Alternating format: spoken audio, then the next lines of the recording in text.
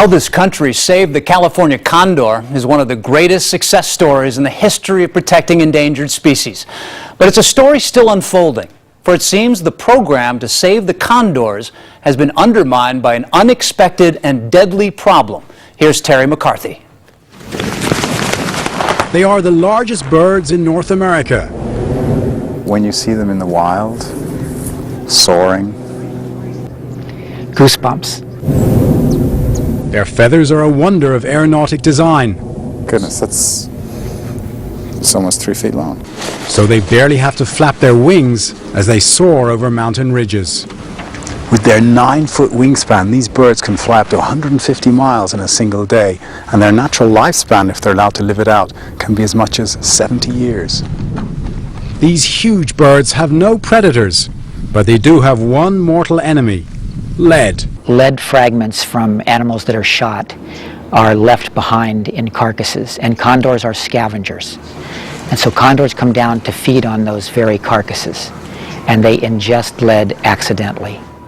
And it can be lethal to them.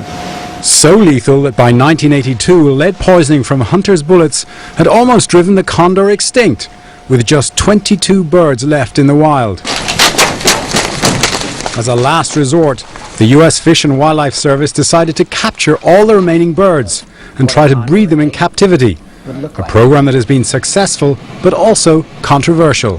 30 years ago, when the last condors in the wild were disappearing, all the birds were being taken into captivity. Many people believed we'd never see them back out in the wild again. Our hatchability, survivability. Mace and other bird experts from the San Diego and Los Angeles zoos had to write the book on incubating condor eggs in captivity. It hadn't been done before. When they hatched, the chicks were kept behind curtains and fed by condor puppets to prevent them thinking humans were their parents. It worked. From the brink of extinction, today there are 329 California condors, 32 of which have been born in the wild. There were many sleepless nights. There are still sleepless nights, but at that time there was no margin for error. Now 169 of those condors live in the wild in California, Arizona, and Mexico's Baja California.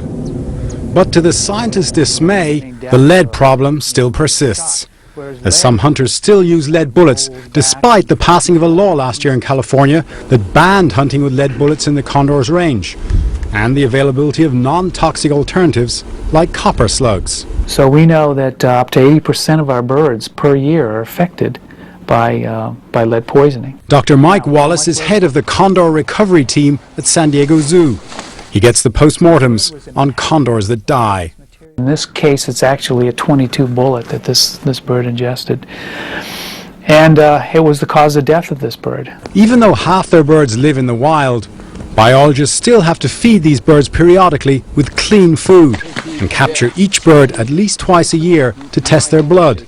Joseph Brandt is leading a field crew testing condors at a site about 3 hours north of Los Angeles. He's a big bird and a strong bird, but still he's got hollow bones, so you know he's pretty fragile. The blood sample is quickly taken and put into a portable tester that takes 3 minutes to analyze the lead levels. So there's anxious moments as you wait for the result. It definitely is. Now that should be ready. So 4.2. 4.2. So that's a great level. Yeah. So you know, anything, you know, like I was saying, anything less than 25, we're usually going to let the bird go.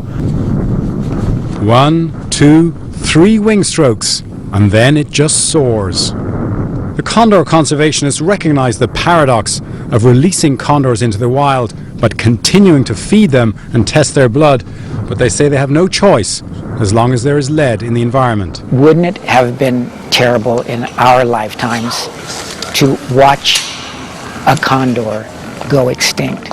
In the field, Joseph Brandt has no doubts. Is the condor back to stay? Yes, definitely the condor's back to stay. I can say that without a doubt. For Focus Earth, I'm Terry McCarthy in Kern County, California. And you should know that the condor is not alone in its struggle. The University of Minnesota says bald eagles in Minnesota have been dying of lead poisoning for years, most likely also from feeding on carcasses left by hunters. Next up, find out